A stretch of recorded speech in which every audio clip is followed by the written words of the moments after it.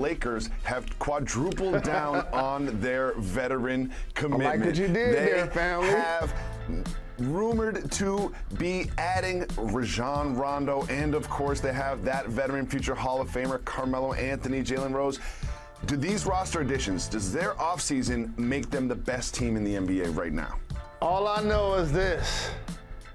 My former teammate Rob Pelinka running laps around the rest of the league as it relates to putting his roster together. Really?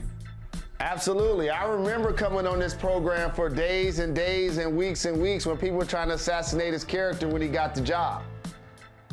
Now all I see is the best team in basketball. You see that? That's the best team in basketball, ladies and gentlemen. They still have LeBron James. They still have Anthony Davis, who will be the difference maker against the Nets or against other teams that like to play small ball. And they added all of those guys. Okay, Malik Monk, 40% three-point shooter. Kendrick Nunn, 40% three-point shooter. Both of those guys are amazing heat check players, okay? That's going to give them their youth. Russell Westbrook averaged Triple-double. a triple-double last year, right? Like a triple-double with the Wizards last year. The Lakers, in my opinion, are the clear-cut best team in basketball. If they stay healthy, LeBron James getting another ring this year. Ooh, I want to see Nets-Lakers finals. I'm done. I need it. I need it. I need it more than anything else in life. I need Nets-Lakers finals so bad. I need it. I need it. I need it.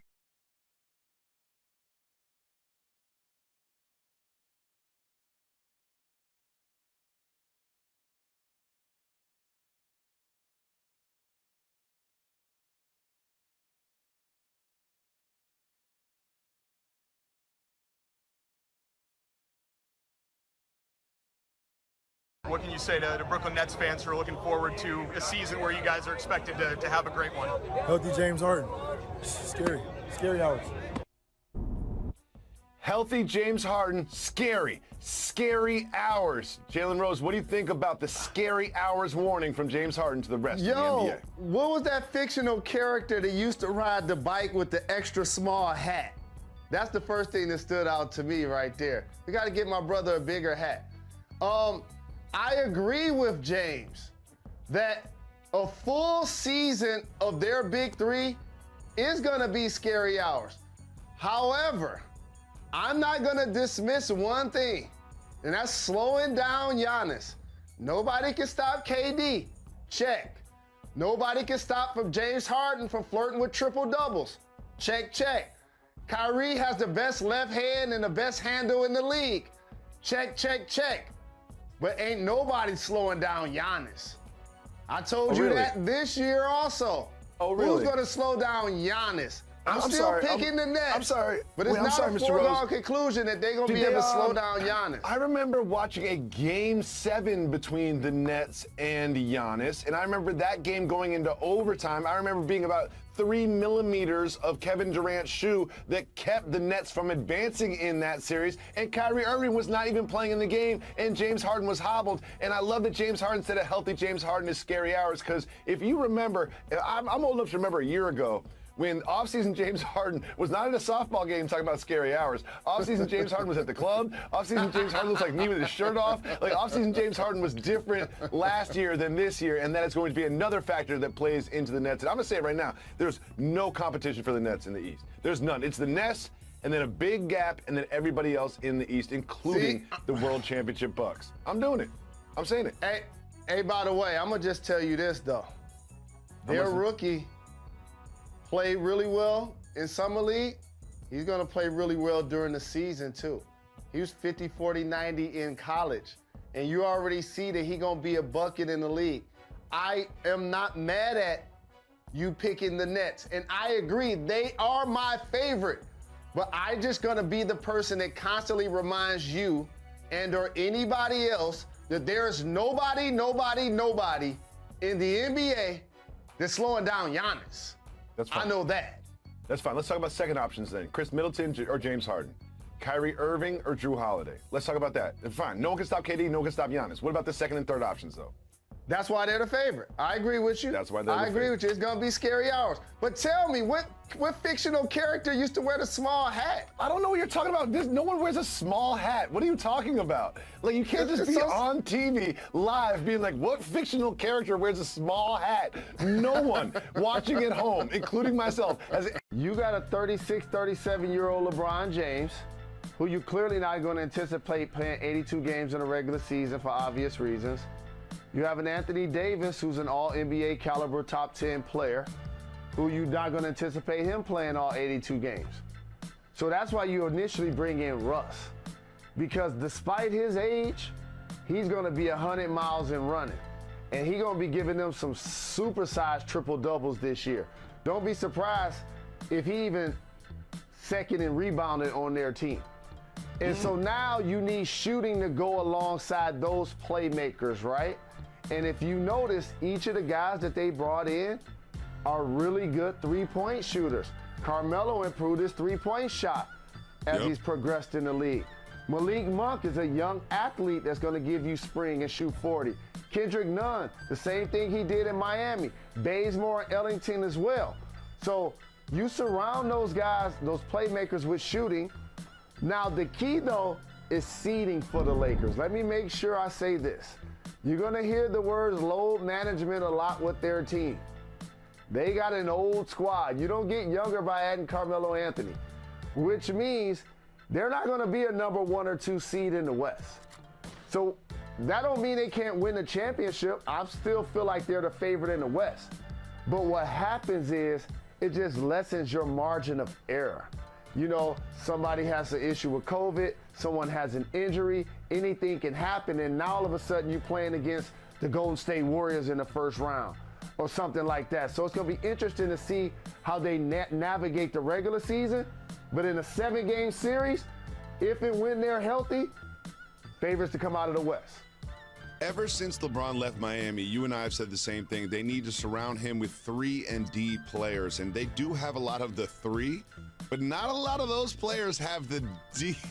Like, when you look at that list of 3-point shooters that they have, Malik Monk is never being called a defensive stopper. Kendrick Nunn is not a defensive stopper. Bazemore is not defensive. Anthony Ellington, none of these players have a defensive reputation. Can they score enough to get themselves out of the West? While it's a volume 3-point shooting league, the emphasis is still on offensive players, Jacoby. But when you watch how the Bucks won the championship, it wasn't because they were standing around launching threes. It's still a tall, big man's game. And the key to this is going to be Anthony Davis. And here's the elephant in the room. You can put all of the rosters up there. You can put all of the percentages up there. The Lakers going to need AD to play the 5. That's what they're going to need to do. You can bring in Andre Drummond. You can bring in Dwight Howard. You can bring in Marc Gasol. You can bring in Montrezl Harrell. The elephant in the room is AD got to be willing to play the 5. Steph Curry of the Golden State Warriors signed a 4-year, $215 million Good Lord, deal. that's a lot of money. Jalen, we always say that happiness is a function of realistic expectations. What are realistic expectations for Steph and these Warriors next year? How about this team being built through the draft? With Mark Jackson as their head coach, and I'm disappointed he's been whiteballed from the league since he saw them draft Steph and Clay and Draymond. And you know, coincidentally, what helped them build their dynasty, where they can eventually add people like KD, is that Steph had injuries earlier in his career. Yep. So based on being an MVP level player, he wasn't making that kind of money initially. And so now you fast forward, he's the only guy in the history of the league that signed 2 $200+ million deals. And so now you look at their squad, right? You get the Splash Brothers and Draymond back. You need one of your young players to become a star. Yes. Is it going to be Wiseman? Is it going to be Moody? Is it going to be Kuminga? And then you decide if you're going to keep that player along with a guy like Wiggins, for example, or you're going to move them for an established player. So it's going to be interesting to see how they play these next 4 years.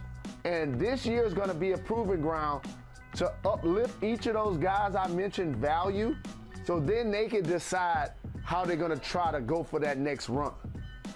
I didn't look at the Warriors last year and say this team is Klay Thompson away from contending for the Western Conference Championship. However, you mentioned it. They've got Wiggins. They've got Wiseman. They've got young players. They've got a mix of assets that would be very desirable for another team that they could kind of cash in to pair with Thompson and Curry. But one thing that I know that you care about is Curry's definitely getting a statue. He's definitely getting a statue. They might as well give him one while he's still playing in the game.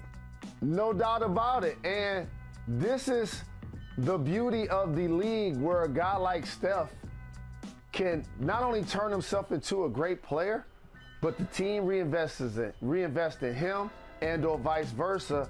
And now all of a sudden we see a terrific Hall of Fame career happening right in front of us. He was one of my top choices for MVP just this past season. Well, Jalen, we talked about the Eastern Conference and we talk about the top teams in the Eastern Conference. The Heat have kind of reloaded to make a run, and also the defending Eastern Conference champions, the Bucks and the Nets, have also added a lot of key players that will be part of their rotation. So who do you have coming out of the Eastern Conference, the Nets or the Bucks? The Nets today, based on the rosters as I see them, because they have KD, they have Kyrie, they have James Harden. Of course, you're going to need to build out your roster around those guys in order to create some depth and some defense and some rim protection. But if those three guys are healthy, they're my favorite. Now, we're not going to overlook the Bucks by any way, shape, or form, because Giannis figured something out that I appreciate. Sometimes when you're a big guy or you can be dominant in the paint, there's a mental manipulation that happens between fans and media and even other players, because James Harden was kind of teasing him about being a dunker, right? But then when you decide, like Shaq, yeah, I'm going to keep dunking every single time and y'all can't stop him. That's what he did in the playoffs. And so if he keeps that mentality, oh man, the league is in trouble. He'll easily average